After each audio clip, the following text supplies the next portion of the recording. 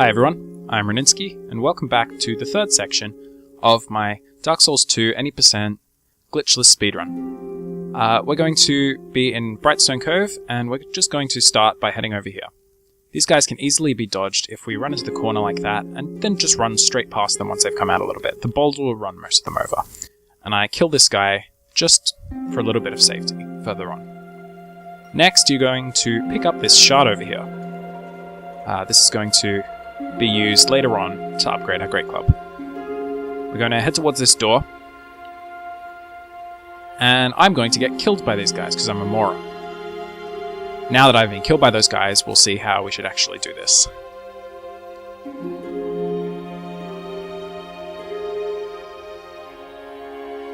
So there are two ways to deal with these guys. You can draw them out a lot, like I do, and then safely run towards the door after baiting them to attack.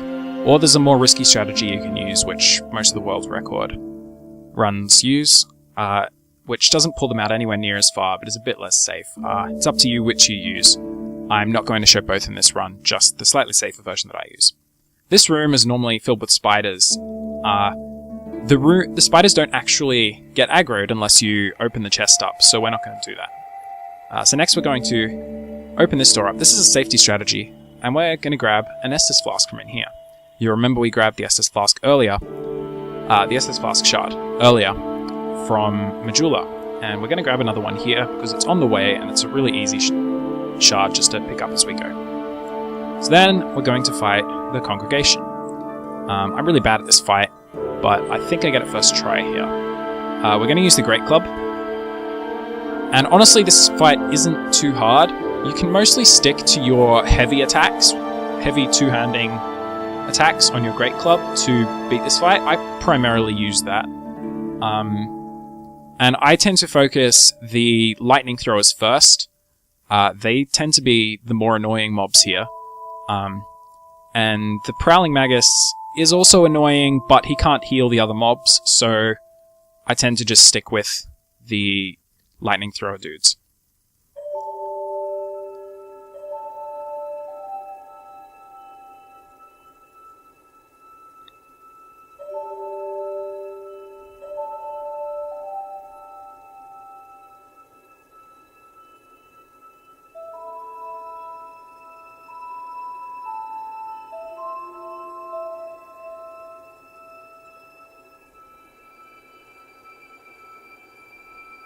Now that right there is the main reason that I use that attack, because you can hit so many guys at once. The follow-up isn't very good in this particular boss fight, as you're knocking most of the guys over, and it hits in the air. So now we're going to get a Titanite Slab, which we're going to use, obviously, when we're getting our Great Club to +10. So I'm going to rest at this bonfire, because I'm not very confident with regards to the next little jump we're going to do. But before that, we're going to go and pick up our next bonfire aesthetic. To do that, we go over here, we go up this ladder,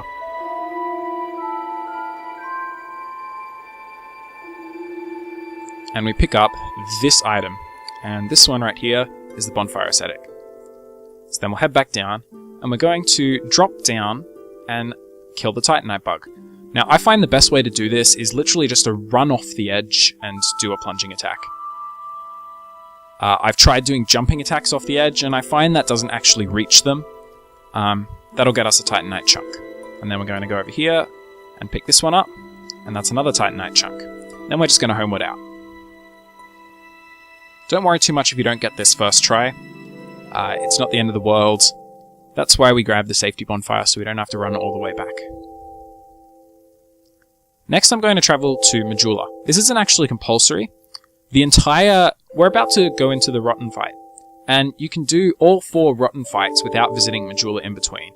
But personally, I'm not very confident, well, at this point, I probably am confident enough that I could do it.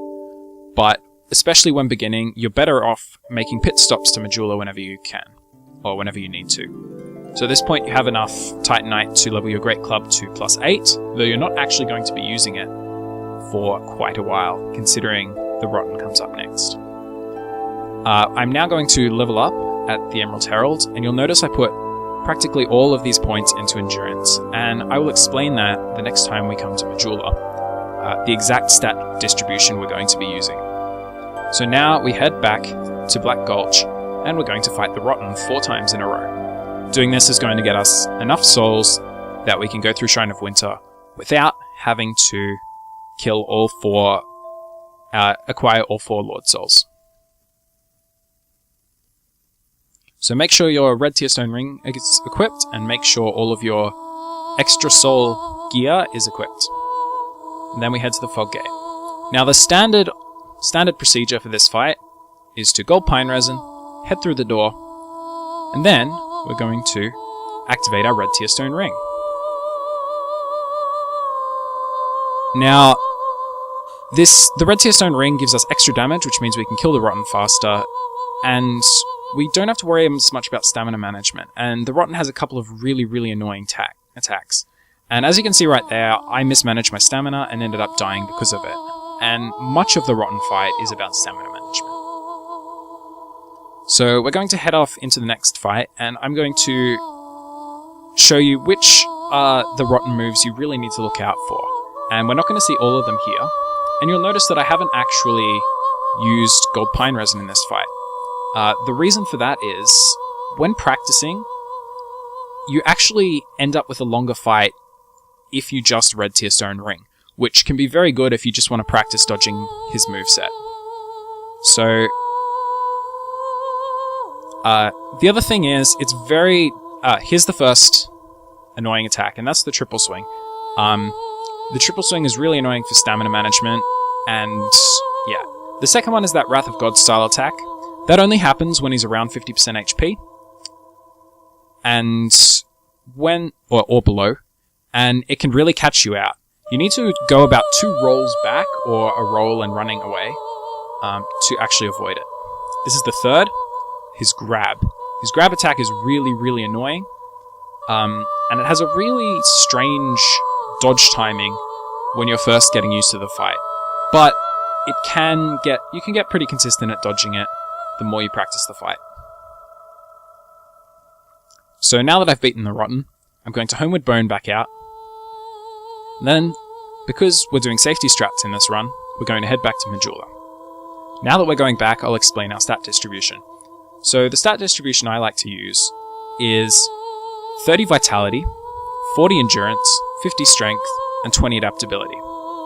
Now the main thing you want to keep in mind is that we don't want to put any points in Vitality until after we've beaten the Rotten. The reason for this is, the more Vitality we have, the longer it takes to pop our red tier stone ring in the fire. And if we put too many points in Vitality, we're going to end up having an issue popping the ring, before the Rotten actually reaches us, and the Rotten will reach us beforehand. So instead of putting any of those points in Vigor, or Vitality as it was called in Dark Souls 1, my bad. So Vigor, before putting any points in Vigor, I'm going to focus on getting that 20 Adaptability so that I have more iframes when I'm rolling to dodge the Rotten. And I'm going to put it in Endurance because stamina management is so important in this fight. So every time I go back to Majula, I'll reiterate what those stats are.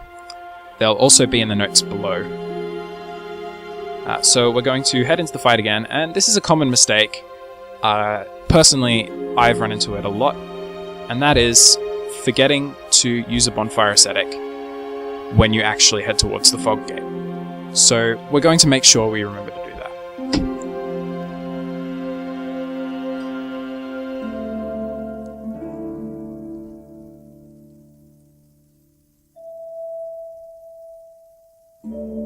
Now that we've bonfire ascetic'd, we're going to head back into the Rotten fight. This route that I take to head towards the Fog Gate is really nice, running through that puddle. You shouldn't get poisoned if you take that route.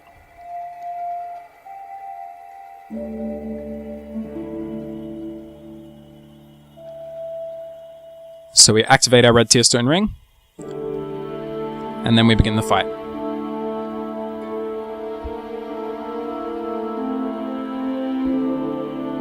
This attack is another one to watch out for, because it can strike when you least expect it, and if you've positioned yourself to the side of the Rotten, it can actually catch you out. I die to it occasionally.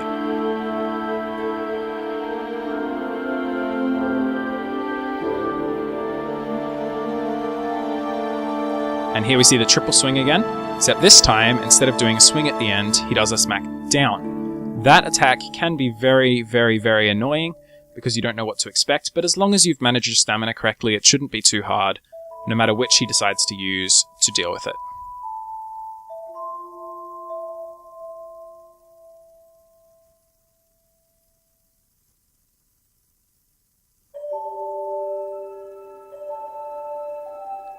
Now again, after completing the fight, we're going to Homeward Burnout.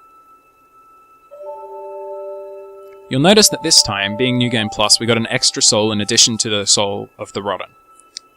The fact that we get 2 souls is what allows us to, later on, actually reach 1 million souls. Because if we didn't get those extra souls, in addition to the extra souls we get from our gear, and the souls for killing the Rotten 4 times, we wouldn't actually hit the 1 million souls.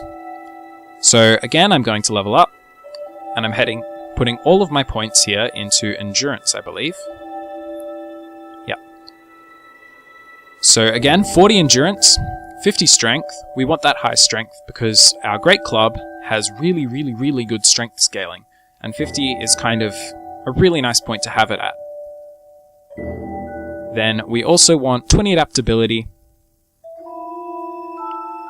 and 30 Vigor, but we're not going to level Vigor until after the fight.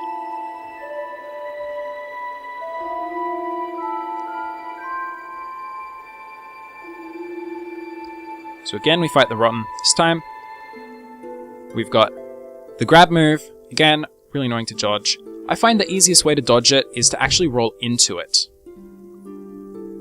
But it's one of those moves that's going to stuff you up the first couple of times. So now we see the last annoying move, where it's basically a swing down, except it's done with dark magic. It will catch you out initially, but it's not too bad when you get used to it. So just practice and you'll get it eventually. And then we had the Wrath of Gods move again. A lot of this fight is about positioning and stamina management, so once you get used to that, you should be fine for most of the fight. So now we'll level up again. Oh, and here we see, now that I'm actually at Majula, I'm using my Estus Flask shards to strengthen my Estus Flask. While, because we're Tearstone ringing for the Rotten, we're not actually going to be using them for the Rotten fight, we will be using them for most of the rest of the game when we're going to be fighting, as opposed to Red Tearstone ringed, at full health.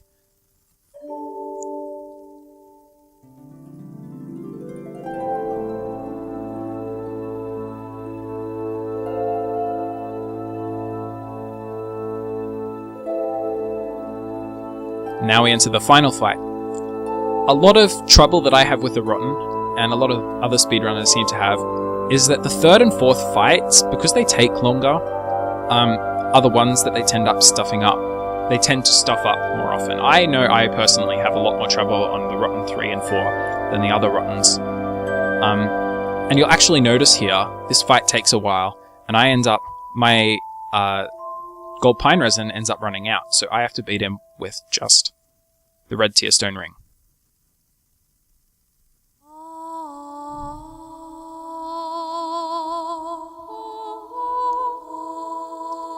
Now that we've beaten the Rotten all 4 times, we're going to head back to Majula. Now that we're here, we're going to use... Well, I'm not going to initially.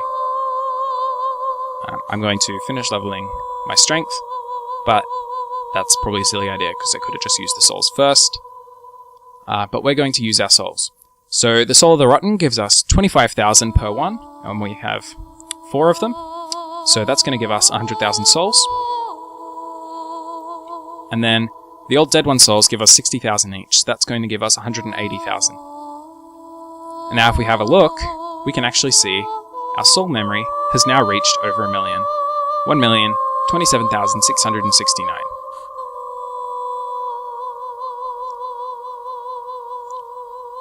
So now we go and level up the Vigor that we've been neglecting up until this point. So we have 30 Vigor, 40 Endurance, 50 Strength, and 20 Adaptability. Now that's going to be it for this video. Next video, we're going to head to Drangleic Castle and see what happens from there. The next video may be delayed a bit because I'm not actually going to be around for about a week. I'm going on holidays. And I apologize for the lateness of this video. I've been pretty busy recently. But yeah, I'll have that video out as soon as I can. And yeah, happy speedrunning, everybody.